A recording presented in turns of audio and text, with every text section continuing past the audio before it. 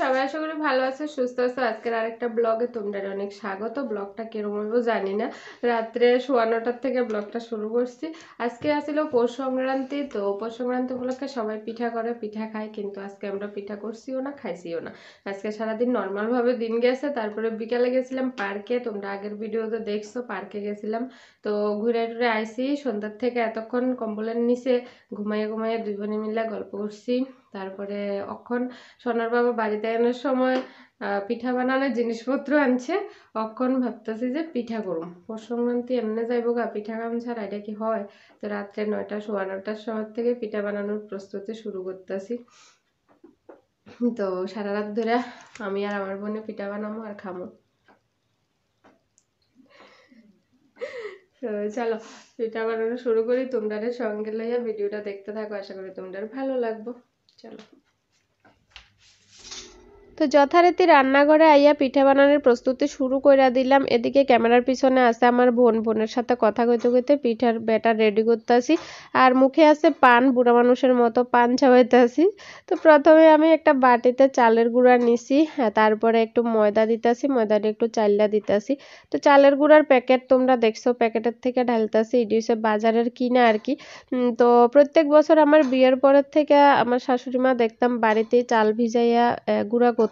তারপরে আমার শাশুড়ি মার থেকে দেখে দেখে আমিও নিজেই বাড়িতে চাল ভিজাইয়া গুঁড়া কইরা মিক্সার কইরা তারপরে গুঁড়া চাইল্লা শুকাইয়া অনেক কষ্ট করে পিঠার গুঁড়া বানাইতাম, পিঠা বানাইতাম, সবাই মিলে খাইতাম। কিন্তু অক্ষণের মধ্যে আমার হাজব্যান্ড বা ধরো বাকি অন্যরা, আমার শাশুড়ি শ্বশুর কেউই পিঠা খাইতে পারে না ভালো করে, মানে ক্ষতি হয় আর কি, পেটে সহ্য হয় না।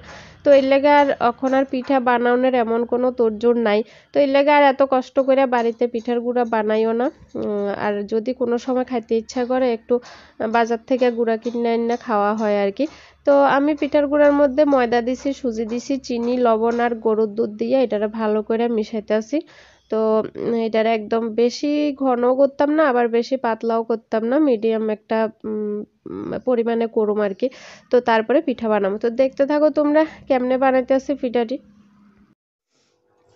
পিঠার ব্যাটার রেডি, এই যে এবার বানানো শুরু। এদিকে আবার পান খাইতেছি, আমার পতিদেবে পান আনছে বাজার থেকে। এখন আমরা দুজনে পান খাইতেছি, গল্প করতেছি আর পিঠা বানাইতেছি। আমার বোন ক্যামেরার পিছনে, তোমরা দেখতেছো না।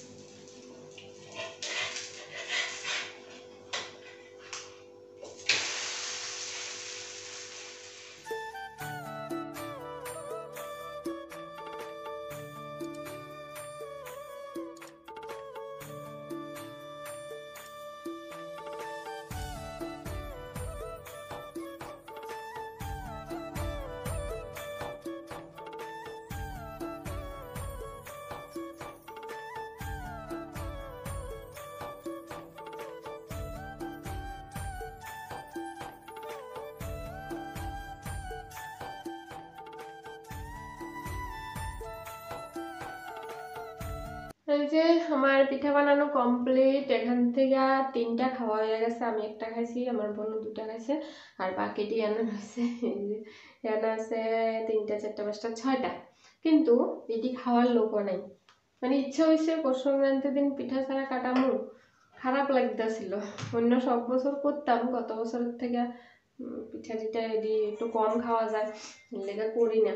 তো এবছরও করতাম না ভাববা, আবার খারাপ লাগতেছিল, বোনও আইছে, তো এর লেগে একটু বানাইলাম। কিন্তু এই পিঠাটির নাম কি আমি জানি না, মানে এটা আমার নিজের রেসিপির পিঠা আর কি।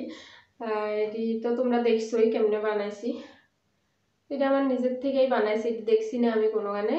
কিছুদিন আগে তোমরা হয়তো ভিডিওতে দেখছিলা যে সনল লাগে স্কুলের টিফিন বানাইয়া দিছিলাম এরকম কইরা, তো ওইটার থেকে আইডিয়া পাইছি আর কি, এটাও এক ধরনের পিঠা। তো কি পিঠা আসলে আমি নাম জানি না, তোমরা যদি পারো একটা নাম দিয়ে দিও ওইটার।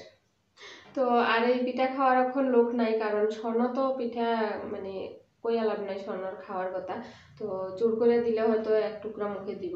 আর সোনার বাবা ঘুমায় গেছে, বাজার থেকে বন্ধুরার লগে চিকেন ভর্তা আর রুটি খাইয়া আইছে, তো এখন পিঠাও খাইতো না ভাতও খাইতো না, ঘুমাইয়া গেছে সোনার বাবা। তখন আমরা মা মেয়ে আর আমার বোন মিল্লা তিনজনে দূর দূর করে ডাল ভাজা দিয়ে ভাত খামু, তো পিঠা তো খাইছি। তো আজকের ভিডিওটা একদমই ছোট্ট ছোট্ট ছোট্ট হয়েছে, আজকের ভিডিও তো আর কেউই দেখছো না, তো একটু আমার বোনকে দেখো, এই যে মুখ ঢাকা, লজ্জা লাগছে। তো সোনো বিছনাত আছে, তো সোনারও উঠাইয়া আনিয়া একটু খাওয়াইয়া ঘুম পাড়াইয়া দেবো। তো সোনার বাবা তো ঘুমাইয়াই গেছে। তো আজকের ভিডিও আমি রান্নাঘর থেকে শুরু করলাম, রান্নাঘরে শেষ করলাম, ছোট্ট ভিডিও, শুধু পিঠা বানানোর ভিডিও। আজকের লেগে টাটা, দেখা হবে আবার নেক্সট ভিডিওতে, সুন্দর একটা ভিডিও নিয়ে আয়া পড়ুম। আজকের লেগে টাটা, সবাই ভালো থেকো, সুস্থ থাকো। ভিডিও ভালো লাগলে একটা লাইক করে দিও।